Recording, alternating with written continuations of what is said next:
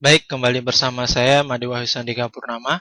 Nah, pada kesempatan kali ini saya akan memberikan tutorial lanjutan mengenai bahasa pemrograman C++ dengan topik pengulangan for bersarang.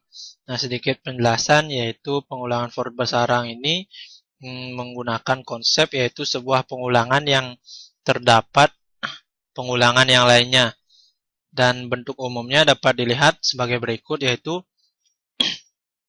pengulangan yang pertama yaitu for yang pertama seperti biasa yaitu diikuti dalam kurung yaitu variabel nilai awal, kemudian diikuti dengan kondisi dan variabel di increment atau di decrement. Dan di dalam pengulangan ini terdapat pengulangan yang kedua seperti dengan struktur yang sama, dan apabila terdapat pengulangan lagi dapat diisi kembali dengan kondisi ketiga, dan di dalam kondisi ini terdapat pernyataan yang akan diulang. Seperti itu. Untuk lebih jelasnya, saya di sini akan mengimplementasikan pembuatan programnya pada IDE Microsoft Visual Studio 2010. Saya di sini sudah menyiapkan IDE-nya. Langkah pertama seperti biasa yaitu pembuatan project dengan memilih Win3 Console Application dan memberikan nama project-nya.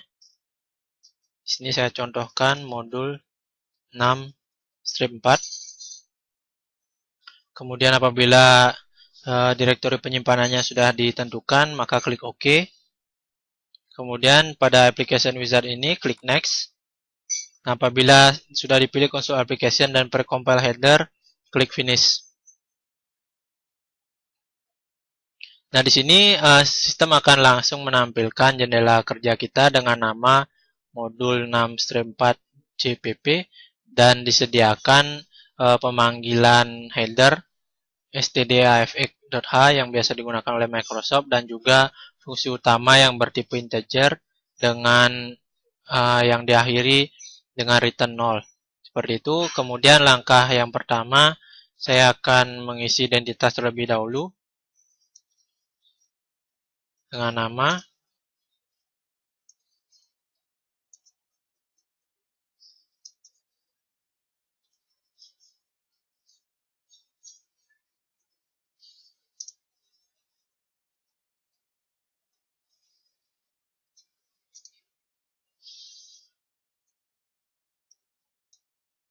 Seperti itu. Kemudian saya di sini akan menambahkan satu header lagi,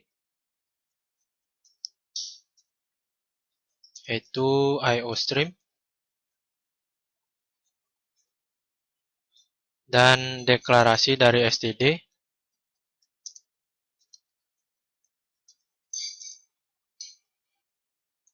Nah, seperti itu. Kemudian karena di sini sudah disiapkan fungsi utama oleh sistem, maka saya langsung saja menerapkan penggunaan for bersarang itu. Itu statement for yang pertama.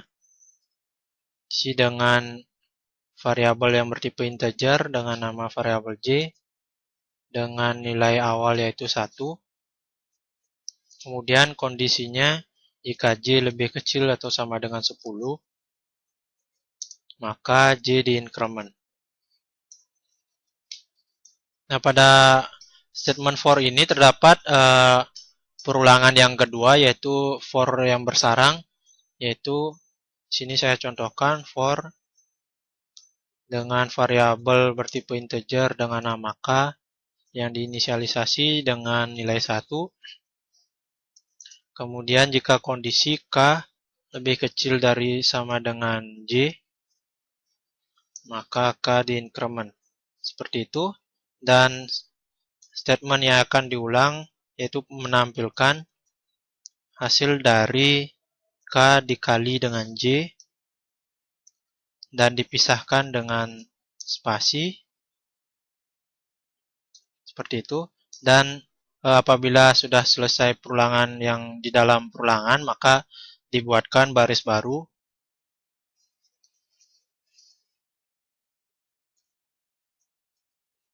dengan menggunakan \n atau new line dan ditutup dengan statement system pause.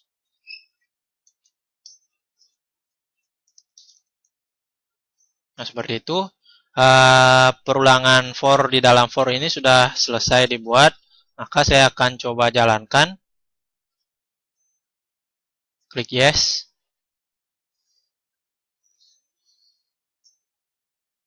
Nah, di sini sudah ditampilkan hasil pengulangannya, yaitu yang pertama, statement for yang pertama, jika J sama dengan 1, apabila 1 ini lebih kecil daripada 10, maka dijalankan ke kondisi di dalam for ini, yaitu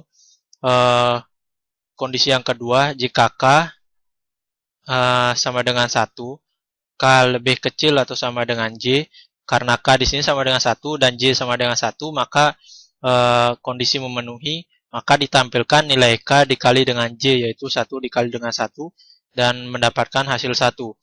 Karena setelah K di increment mendapat nilai 2 dan J bernilai 1, maka statement for yang di dalam for ini sudah dihentikan dan dilanjutkan dengan pembuatan baris baru, dan kemudian dilanjutkan ke statement for yang awal kembali, yaitu setelah di increment nilai J sama dengan 2 dan masukkan ke kondisi apakah 2 lebih kecil sama dengan 10, karena sesuai maka dilanjutkan ke kondisi for selanjutnya, yaitu K sama dengan 1, 1 lebih kecil sama dengan 2, karena memenuhi maka ditampilkan 1 dikali dengan 2, maka ditampilkan 2, dan setelah di increment nilai K menjadi 2, dan apakah 2 lebih kecil atau sama dengan 2, karena memenuhi maka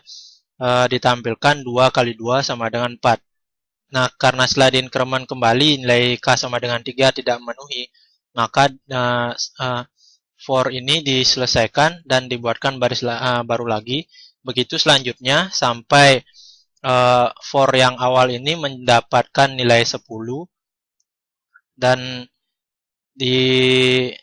nilai K ini juga mendapat nilai 10, maka 10 dikali 10 sama dengan 100. Itu nilai akhirnya.